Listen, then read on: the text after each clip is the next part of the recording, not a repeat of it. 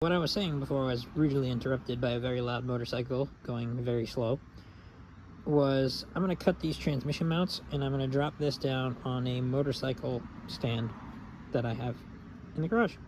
So yeah, let's do it.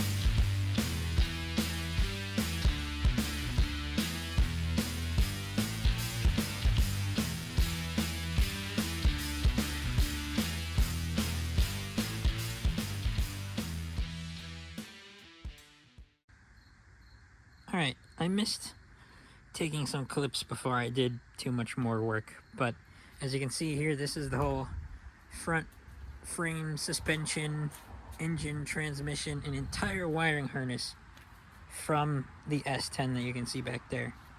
It's all one piece, all taken apart, all moved up out of the way on that motorcycle jack like I was saying. And I got this cut pretty much flush right there. Might have to take a little bit off right here to make it line up with the straight frame on the van. And I do definitely need a cut here and here because, as you can see, that kicks down, whereas on the van I need it nice and straight.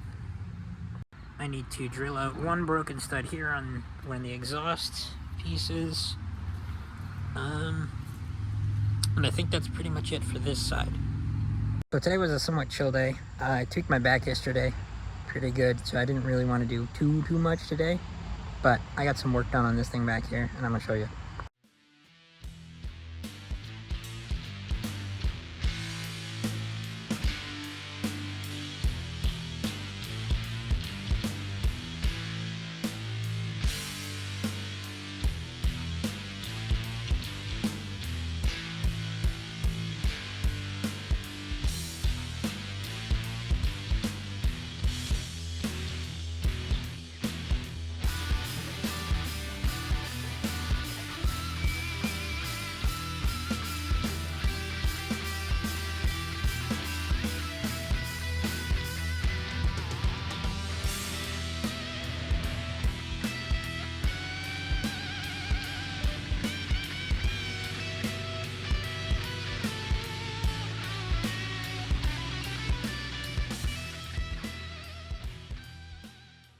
Pretty much I pulled some wiring and such from up there and some cables. I do still need to pull the brake master cylinder. It's frozen, I'm not going to use it. This is not hooked up anymore, that'd be a clutch pedal. And I dropped the transmission and drive shaft out of the van today, which is right here. I dropped it and I put it on a old snow sled to try to drag it around and save myself a little bit of back pain, but and then I got the drive shaft right there. So next up I have to, once I move this over to the garage area, I'm gonna have to cut this cross member out of the way just to make sure I can slide that Chevy, I think it's a 4L60E. I'm gonna shove that in here and make sure that works. And then I might have to mess with that transmission mount to work with the 4L60. Or I can make my own transmission mount. There's plenty of ways I can do it. So that's that, and then I marked up here pretty much where the cut is gonna be. I think I looked at pictures, somebody else did a similar build with a pickup and the frames should be the same.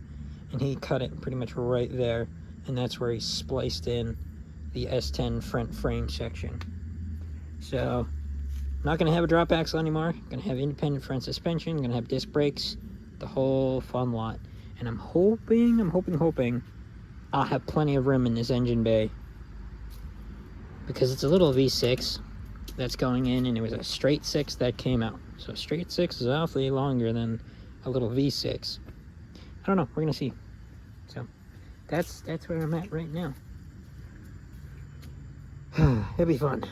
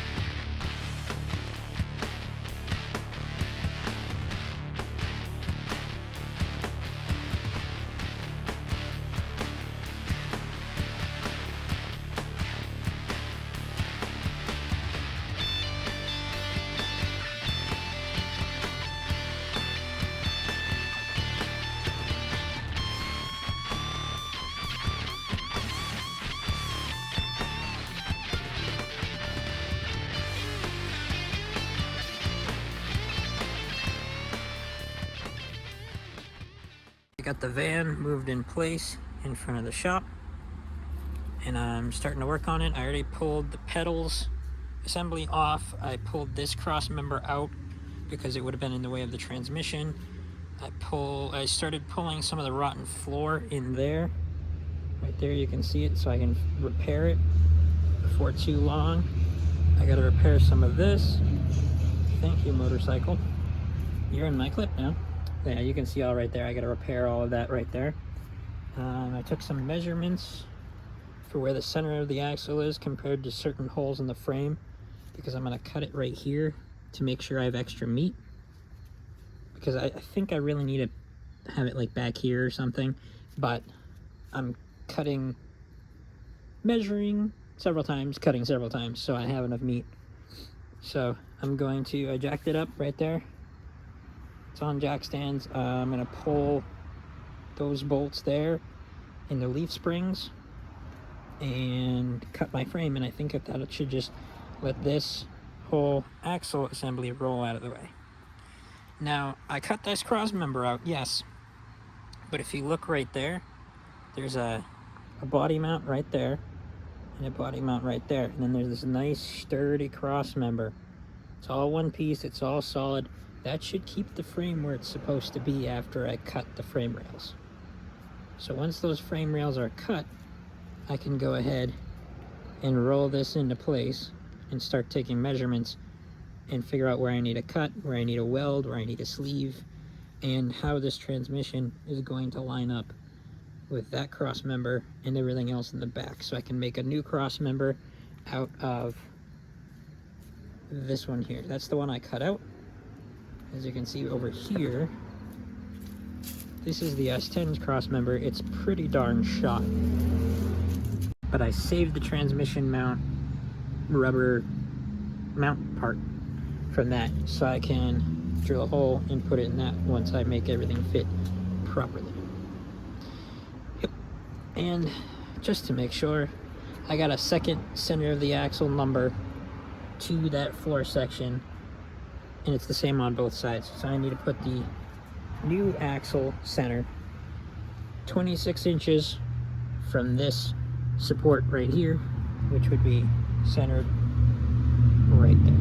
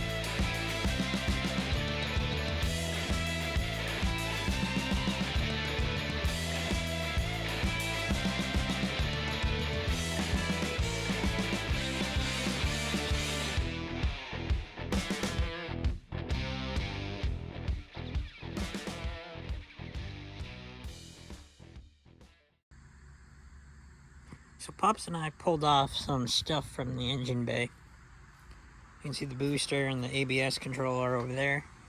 That would have been right here in the way of this inner fender, so we could put on the front end and check fitment. As you can see, we also had to trim out some spots right here in the radiator support for the frame horns, which not terrible because that is all rotted out down there anyway. So we really wanted to just see how the wheel fits up in the wheel arch there, which looks pretty spot on to where it was in the pictures. And you can see the line where the fender used to be, pretty much right exactly where that was. So that's looking good. Now that I know the frame is pretty much where it needs to be, I need to take a few more measurements. I can go ahead and pull off this front end and burn in that frame. If you want to see the engine bay, I got plenty of room in here. I'm gonna have to do a little something over there, right here, to let the radiator come through into this area up front, right here. And then we have plenty of room for the fan shroud, all that fun jazz. We'll have to figure out an air cleaner and some stuff later on, but that's not too bad. Booster's gonna mount right here, because obviously that's where the booster's gotta go. Coolant jug has gotta find home, stuff like that. The ECU has to find a home, you know, modules and all kinds of stuff has to get little, you know, bracketry and stuff made. But it's part of the fun. I did get this repaired, as you saw in the time lapse. Also that inner piece right here, that's all replaced in there now. So I can go ahead and burn this all in, hopefully. I mean, it looks good. I threw that on the running board just to make sure everything fits up as it should. I got the door right here. That one's already mostly repaired on the bottom there, so I can slap that back in. I'm gonna slap the passenger one back in before I repair on it. I can pull those off again this winter and repair it after. But honestly, this is the first time this thing has been in one piece for a while. Well, other than the doors. But we're just gonna ignore that. So, gotta take a few more measurements, check a few more little things, and then we're gonna pop this front end off again. I'll burn in that frame, and we'll do some other stuff. But for now, what I'm gonna do is I'm gonna focus on passenger door jamb. I'm gonna repair all that and work on some of that there. So that all has to be done before I can put that door back on.